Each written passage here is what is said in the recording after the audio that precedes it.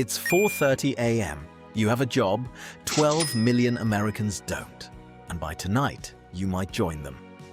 Waking up. The alarm doesn't ring, you can't afford one. Instead, your body wakes you because it knows. Miss the shift, lose the job, lose everything.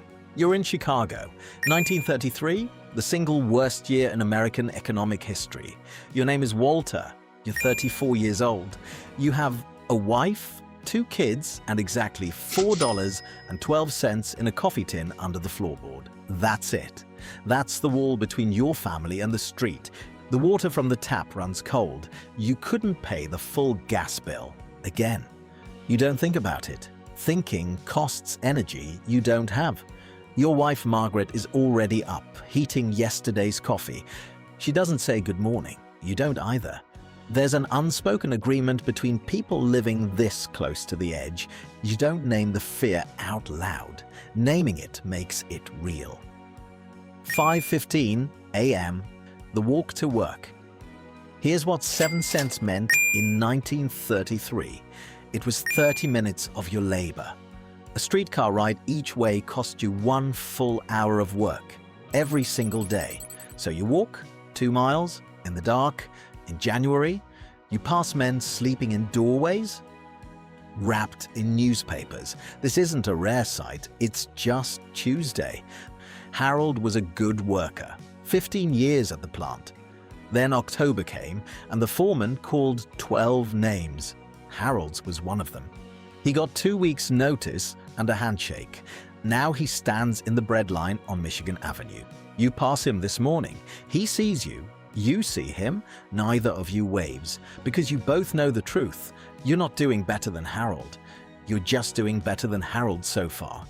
1 in 4 Americans has no job right now. In some cities, Detroit, Cleveland, Pittsburgh, it's closer to 1 in 2. 6 a.m. The factory gates. You arrive before sunrise, and you're not alone. Every morning, there are 15 to 20 men standing outside the gate who have no business being there. They're not employees, they just show up, waiting, hoping someone doesn't come in, hoping for your job. The foreman walks out. He looks at the crowd the way you'd look at a menu. He points. 2 men get pulled in for day labor. The rest turn and walk home without a word. This practice had a name, the shape-up, and it was legal, completely legal. You clock in. Your wage, $2.40 for 10 hours. That's 24 cents an hour. In 1929, it was 40. The company cut it twice and nobody said a word, because the men outside the gate would take 20 cents without blinking. The machines are loud. Dangerously loud. No ear protection. No enforced safety codes. Last year, the man on the press next to yours lost 3 fingers in 30 seconds. He was back in 2 weeks. He couldn't afford not to be. You don't think about the danger. Thinking about the danger is a luxury. You just move. Same motion. 10 hours. Don't stop. 12 p.m. Lunch. 20 minutes. You have exactly 20 minutes. Margaret packed 2 slices of bread with lard and salt. No meat. Meat is for Sundays now, and only sometimes. The man beside you, Frank, has nothing. He opens an empty pail and stares at it like something might appear. You split your second slice without asking. He eats it in 2 bites and says, "I'll pay you back." You both know he won't. That's not why you did it. Someone mentions Roosevelt's new relief programs. A man named Gus laughs, not a happy laugh. You know what they gave my cousin in the relief line? A bag of flour and a lecture about budgeting. Nobody argues, nobody has the energy. You think about the rent, due in 4 days. You're $3 short. You've already asked Margaret's brother once. You won't ask again. The whistle blows. 20 minutes is over. You stand up. 4 p.m. End of shift. The final whistle. Your back aches in a specific way, a way that didn't exist 5 years ago. Your hands have 2 new cuts from the metal edges. You wrap them in a strip of cloth and walk. On the way home, you pass a Hooverville. If you've never heard that word, a Hooverville was a shantytown built from scrap wood, flattened tin cans, and cardboard, named after President Herbert Hoover, not as an honor. There are over 6,000 Hoovervilles across America right now.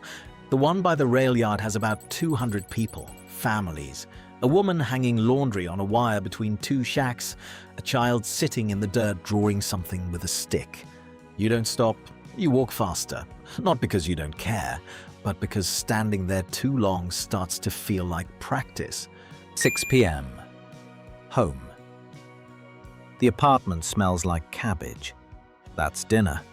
1 potato, cabbage, water, a piece of salt pork the size of your thumb. It will feed 4 people. Nobody will feel full. Your daughter runs to you at the door. She's holding a drawing. A house with a garden and a dog and a sun with a face.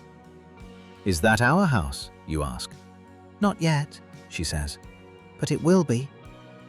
You pin it to the wall. You don't say anything for a moment. After dinner, you sit at the kitchen table with a pencil and paper. You write every cent you owe, every cent you have.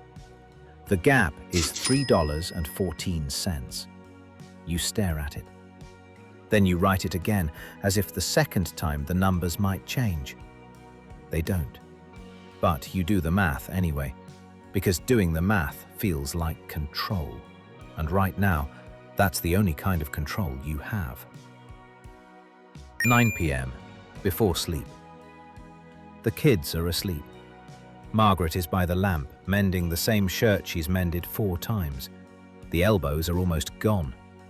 She'll find a way to make it last another month. You check the coffee tin. $4.12.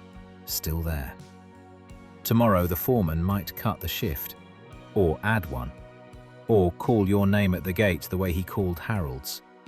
You don't know. Nobody knows. That's the thing about the Depression that the history books don't quite capture. It wasn't one terrible moment.